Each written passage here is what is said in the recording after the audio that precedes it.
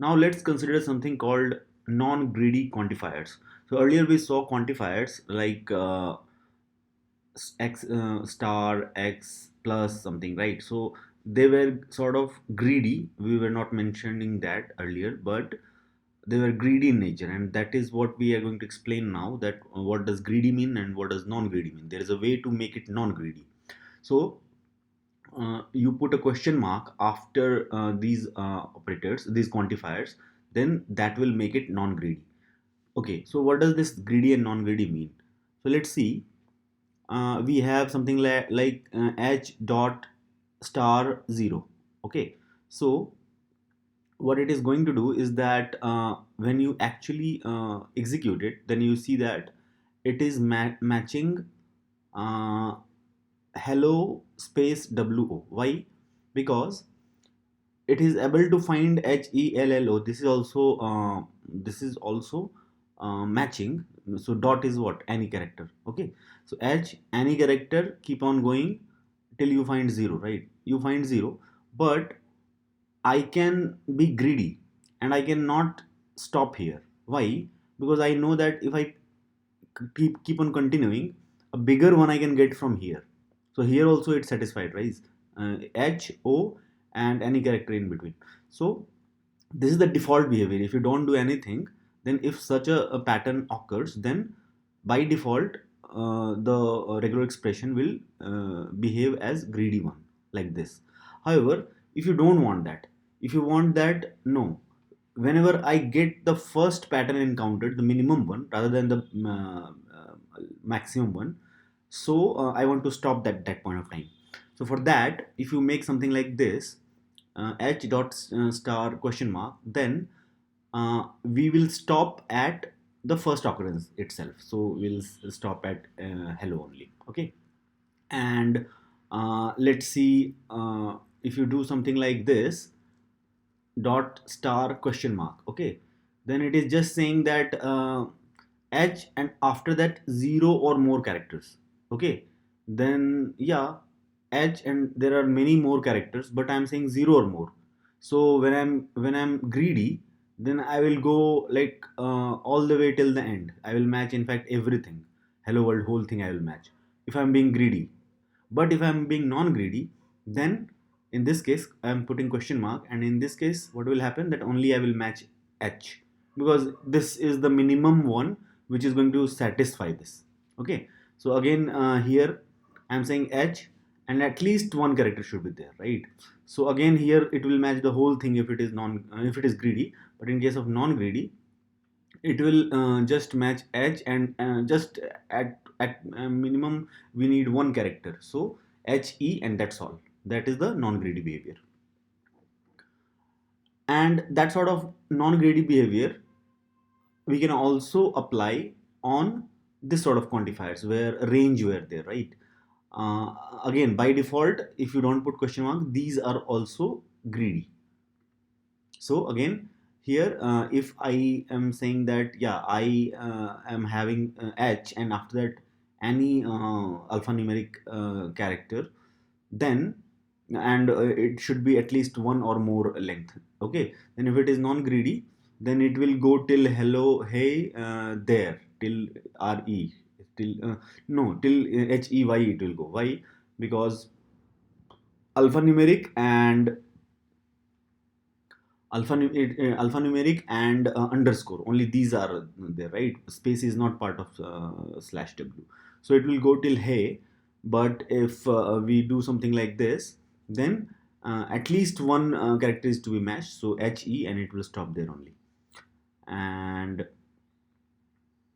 the same thing will happen here, because I'm now saying that in fact both of these are same only, right? So we earlier know that, discussed that, in fact one or more we can write, and plus is meaning that only one or more, so both are same. What if it is 0 or more? Again, if it is 0 or more, then again simply h will match, because this is the smallest one that is going to be satisfied. If it would have been greedy, like without question mark, then it would match till hey, hey, right? Because alphanumeric with underscore is matching till hey only. Okay, now let's see a concept of stateful regular expression. So in JavaScript, there are flags like global, and when those sort of flags are present, then then basically when the execution of regular expression is happening, that is stateful. Okay, what does that mean? First of all, before we understand that, we have to understand what is G flag, which is global match flag.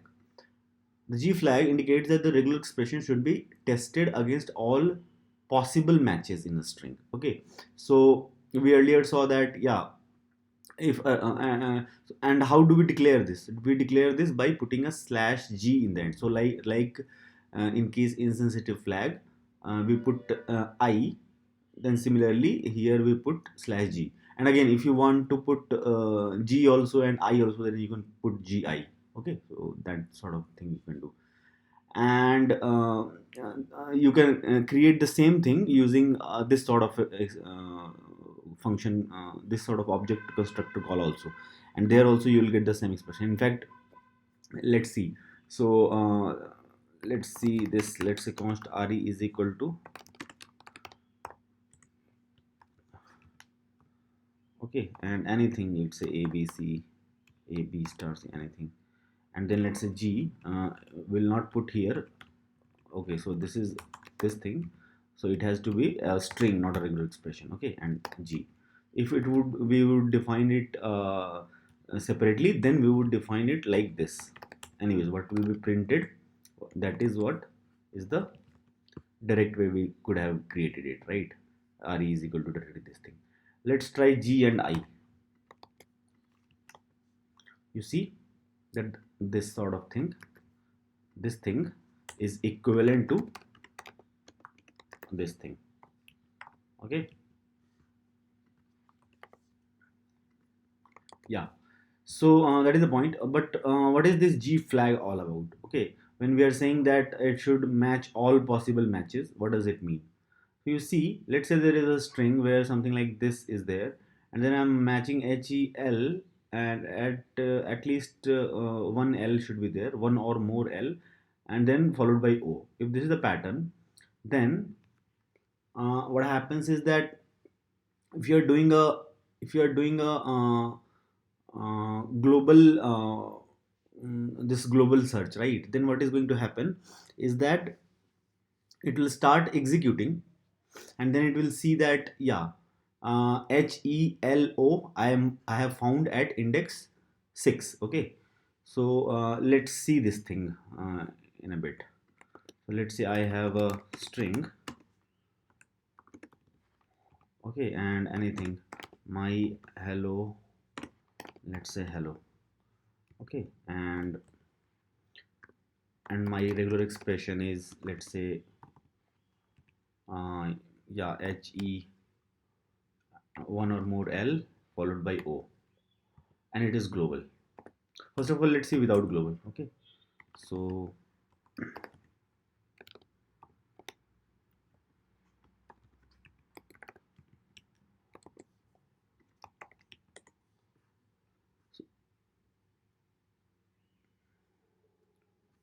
yeah, so so we can see that we are getting this this thing,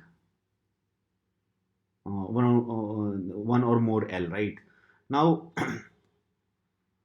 this thing is fine, but now if we are going to and if you execute it like many times, every time you'll get the same answer, right? Every time you are getting the HELO, which is available at index 3. So this at 0, 0 index, 1 index, 2 index, 3 index. So starting from here, every time it is giving me 3. But there is one more thing available here, right? This hello also should match, like but it is not the first one, it is the second one. So if you don't provide G flag, then basically it will just match the first one, whatever it finds. But if you provide G flag, then what happens? Then still, if you execute, then you will get the same answer. Okay, but the difference is now that if you execute it one more time, then now it will get the second one. You see, if you execute one more time, then now you will get this second one. Okay, so in my case here, this hello hello at index 8 here, that is found, right? And if you run it again one more time, then there is nothing, like all the two have exhausted, and then I get null. You can see that first time I'm getting HELO, second time I'm getting HELLO, and then third time I'm getting null, right? More important to note is that if you do again the fourth time, actually it will again start from the beginning. So just this is a feature which you have to remember, that you see again it started from this thing, again it started from this three location, right? And again if I do, let's say, uh, another one more time, then you will see that again it is going to 8. So you can understand that this is repeating, right? So you can say that HELO, HELLO, null, HELO, HELO. So it will keep on repeating. But the main point is that, yeah, this cycling behavior is there, but for our understanding, this much is enough.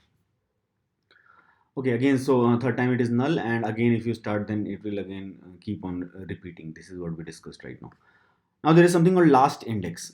So what is last index? Last index is an integer property which basically says that what is the current index from where I have to start the next match. Okay, so and this is available on RE itself. So let's log this. So RE dot last index, and let's see what it prints. 0. So this is obvious, right? Because the first time I have to start matching from the 0 index, and that's why last index is 0. But once it is matched, then you see what is last index. This is 7. Why? Because this is like till the end of my this first match. So 0, 1, 2, 3. From 3 I am starting, that is fine. But 3, 4, 5, 6 till here HELO is matching, right? So from 7 index, from this space, wherever this position is there, from that location I have to start the next execution. Okay, and again if the next execution is finished, then you will see that the position is 13. Okay, because uh, from 7, 8, 9, 10, 11, 12. Okay, and now I'm saying that, yeah, it is like it is at the end. Okay, and now if I execute it again, then I will get null because nothing is there after that. Okay, so and let's try to do the same thing with non-global match. Let's see. You see that last index is 0, and last index after every match, again last index is remaining 0 only. So basically it is not trying to match, it is not stateful, and that is what we mean by stateful when we earlier discussed that when you use flags like G, then it becomes stateful. This is not stateful, right? So this is what we were discussing, that if G flag is there, then your last index keeps on changing as per the most recent match, whatever till the place most recent match has happened. After that the last index will be put. Okay, now what is its purpose? Its purpose is that actually this thing, last index property, is actually not read only, it is read write. So basically you can modify this also if you want to jump some matches. Okay, so for example, let's take an example here. Earlier we saw that yeah, 0, 1, 2, 3, 4, 5, 6, 7, 8. Okay, so from 7 I was going to start the next one, right? And I will find the next hello at 8. Okay, so if I don't tamper last index, I don't modify it anything, then after this, if I would not have run this, then if I would execute, then I will get this hello, he double hello, and at index 8. But since I have modified this last index to 10, let's say, then I am saying that when I execute, then now start from 10. So 7, 8, 9, 10, start from here. Now from here, the first one which is available is at index 14, and that's why this is altogether skipped. So HE-LO is there and HE-triple-LO is there, HE-double-LO is not at all coming, right? So basically you can take advantage of this feature. If you want to jump matches, then you can modify this thing, okay? Or conditional. So we can have patterns, and we can have or in between them, so that either one item or another item that will be matched. So if we have something like this, that there is a regular expression and it is good and bar great, right? So if this pipe symbol is there, then this basically means that either good or great, it will match both. Or, okay, so dot test, let's say see the good teacher, yeah, so it will match, but great teacher, it will match this also, because it will simply test that whether that string has good or great. Any one of them it is there, then it will satisfy. And again, if you do execute, then you will get like index 0, because it is starting from here only, right? But you can do something like this also, that let's say you want to match some other thing also, apart from only good and great. You want to match some other thing also. Let's say TEA is after that, whatever I want to match, good or great, is there some space, and after that TEA is there or not. In this case it is there. And so for example, great is there, and space, and after that TEA is there, so it will give you true. But an important point to note here is that there is this syntax, you see, parents, okay. This is the first time we are seeing here that inside regular expression something called something like this parents is there. Actually this has a special meaning. This is called groups in regular expressions, which we will discuss in a few minutes. But just understand that if you do something like this bracketing and don't use it altogether, you are simply doing some matter, then internally some group is created, and if you're not using it, yeah, then anyways you don't care about it.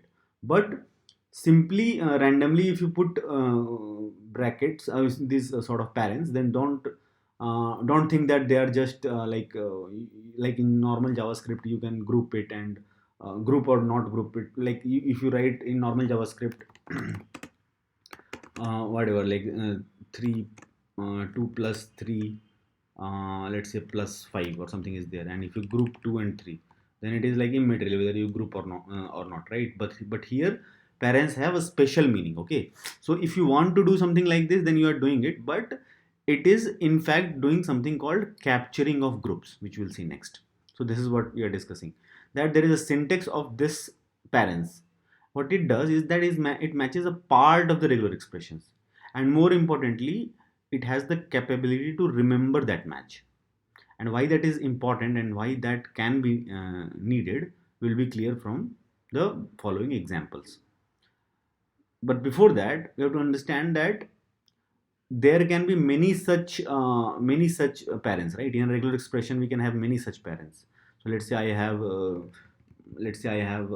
plus here, and I have so rather than here, sorry, this is a string. Here let's see, yeah, here I have, let's say, parent, right? And let's say after that some other thing is also there, okay, let's say, and you put a parent here also.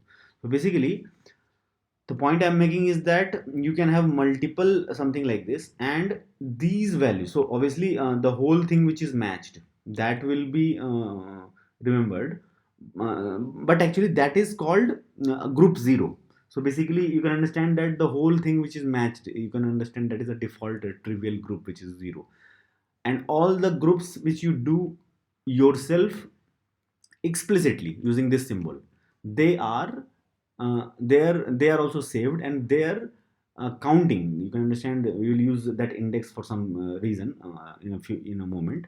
But that you can understand that what is the, we can ask, right, that okay, what is this group number, what is this group number. So actually this group number is 1, this group number is 2.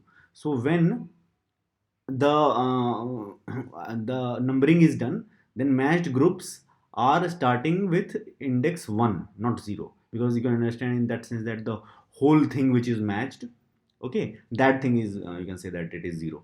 So anyways, however you want to remember, the point is that whatever explicitly you are doing, you start counting it from 1, not 0. Okay, now let's take an example. So this thing is a string and this thing is a regular expression. Now let's say good or great t, and then dot execute on this string. Now you see that what will be printed. See, earlier only one thing was printed, right? Earlier only one thing was printed. Now you see that after the main thing which is the whole thing which is matched, we also have this thing which is second thing, right? And that second thing is what? That second thing is basically the captured group. So yeah, you matched grade T, but what is the group captured? The group captured is this much part, right? And that much part is basically the matching which was done here is great, and that's why here it is great. So basically it is trying to say that yeah, we have matched grade T, and the group which you are which you are trying to remember the group, capture the group, that thing is basically great.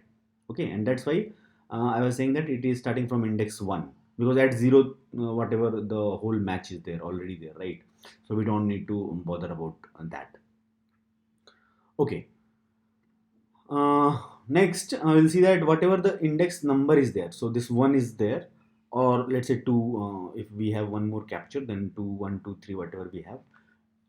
We will see that later we will use this some syntax like /1 slash or $1 in many situations.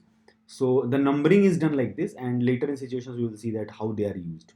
Okay, one simple use case here we saw directly. If we want to access, then simply using array, uh, using array notation like so just index, that will work here, right? Fine. Okay, one more thing. When we are trying to discuss, when we just printed this matches, right? Then we saw that this thing is like slightly weird, right? This thing is array, but it has key values also, right? So what is this all about? Now this we earlier saw also, that if we have something like, let's say, const arr is equal to, let's say, 1 2 3. Okay, and if we print this arr, then obviously 1 2 3 will be printed. But if you do, let's say, arr dot let's say my name is equal to, let's say, anything, now you see what will happen. You see that my name is key and John is value. This thing, now this thing, actually the array part is only this thing, right? But since all arrays are objects, you can add key value pairs to that, but that is just for like some saving some information, that is not part of the array. Still, if you understand, if you type the length, it will be, you can say it is 3 only, right? And if you want to filter out all those things, okay, then let's try a few things. Let's try to create another array, and let's spread the array. Then we see that only we are getting the elements, not these things, right? Another thing I believe we can do is that if we do something like array dot from, okay, array dot from, and in that we put arr, then also we get simple. Okay, these things are lost. So these are the ways if you want to clean up. But anyways, the array which regular expression returns you after matching has those things, because they are used, they are basically the thing where matches dot index, you can find that what is the index at which it is matched, right? So that can be helpful in some cases, and that's why it is returned like that. But if you want a cleaner array, then you can do something like that, array dot from matches, and it will give you just the matches, which is like the whole match and all the captured groups. Okay, next let's see a slightly more complicated example. So earlier we saw a normal matching. Now let's see a global matching. So now we see that, yeah, good, great, T, and global matching I'm trying to do. Okay, Now first time when I execute, then I find this thing great t, right? Here this thing is matching, so either good or great, or and space followed by t, so this thing will be matched, and that's why great t is matched. And what is the captured group? This captured group in this case is great, right, at index 3 here. Again, if you execute, since it is a global flag is already there, then which means that it is stateful, so you can keep on executing it, right? Now if you execute the second time, in this particular example, you have another match again, so you have another match here again, right? So it can be good or great, anything. So good t before dot, so till here, again it will match. And in this case the captured group is good, right, because this is the word which is matching. And again its index is like here, okay, so this is index 22.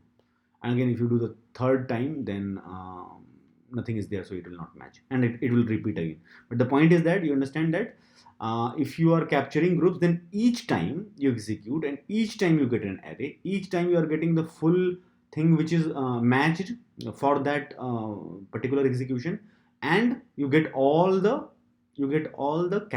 captured groups also, okay. So in this case only one captured group is there, that's why only one more thing is coming. You can have any number of captured groups, and that will come here. Now there is one concept of nested group capturing, which means that I can have a group something like this, and then again nested this.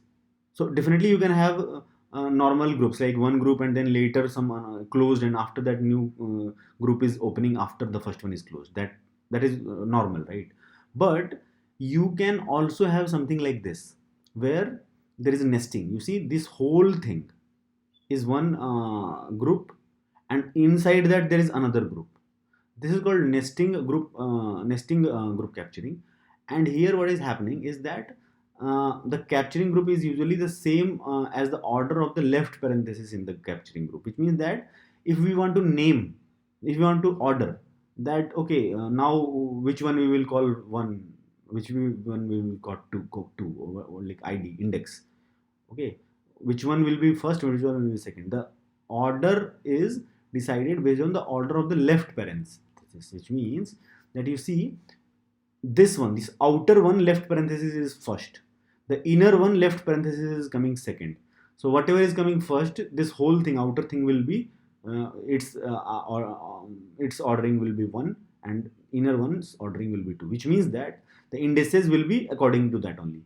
And that's why if you see that in this case, if you execute the first time a grade t, so you see small a, capital A, character class with question mark, which means that it might be at 0 or 1 times, okay, it might be there, might not be there, and then space has to be there, and good or great has to be there in t. This is matching, right? A grade t, this thing is matching. But what is a captured group? You see, a grade is the outermost, and that is the first index, it is there. At the second index it is great, the inner one is at the second index. And that is what I was meaning by whatever is the left parenthesis starting first, that thing is given the earlier index, okay, and the index is assigned in that order. Again, if you execute again, then you will see that here there is a match, good t, okay, and there is a space also before good. Why? Because I'm saying that in regular expression itself I have a space. I'm saying that this can be 0 or more, that is fine, 0 or 1, 0 or 1. And in this case there is one a, and that's why it matched. In this case there is no a, right, before a space, so it will not match. But it is 0 or more, it is allowed. So with counting 0, still a space will match. And that's why you'll see the outermost thing is basically space good t, right, the whole thing, but then this outer capturing is this, so this space good t is the whole thing, which is matched by the whole regular expression. And then space good is this part, this index 1 thing, right, because this is matching space also, this whole thing. And this good is basically just the inner ones, and this will be coming at index 2 because its left parent is starting at second time, okay. So whatever the order of the opening of left parenthesis is there, based on that only it is decided what index it should come. Okay. So yeah. So and if we run again, then there is no further match, so it will give you null. Now there is a concept of back reference a captured group. So we earlier saw that, right? One way is like simply index we were accessing, but if we have a particular index, then that time we discussed that we can have something called slash n or $n in regular expressions. So what is happening is that if in the regular expression itself you want to use the captured earlier captured group, then that you can use it using slash and then whatever is the number index of that captured group. Okay. And when I'm discussing this slash thing, this thing is available inside the regular expression itself. And how it is possible? It is possible because, as we discussed earlier, JavaScript, or for that matter any language regular expressions, when we use capturing, they have the ability to remember. And since they have the ability to remember, later we can reference that earlier thing with slash. Let's take an example. Again, reiteration of the same thing, that how this numbering will be decided based on the left parents. Okay, let's take an example. So see, here we are capturing one group, right? Let's say we want to say that yeah, something should be here. So slash d means digit 3 exact. So exact 3 digits should be there. Exact 3 digits should be there, and that thing is captured.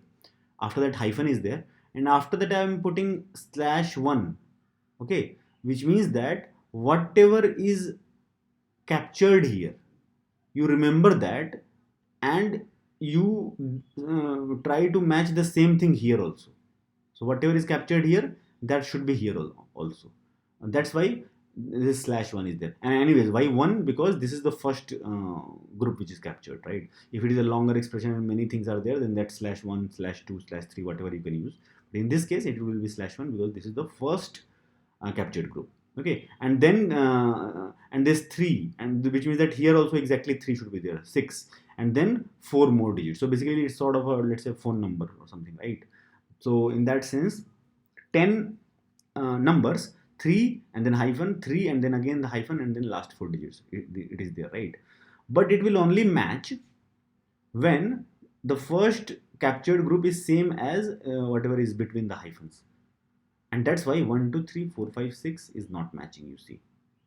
But if you have something like this, 1 2 3 1 2 3 7 8 9 0, then it is matching, because that is exactly what this regular expression is saying, that you should match and capture the first part, and then when the second part is there, then that should match. Okay, so if it is 789 789, then also it will match. 345 345, that also it will match. So it should be just same, whatever 3 digits, and that should be same.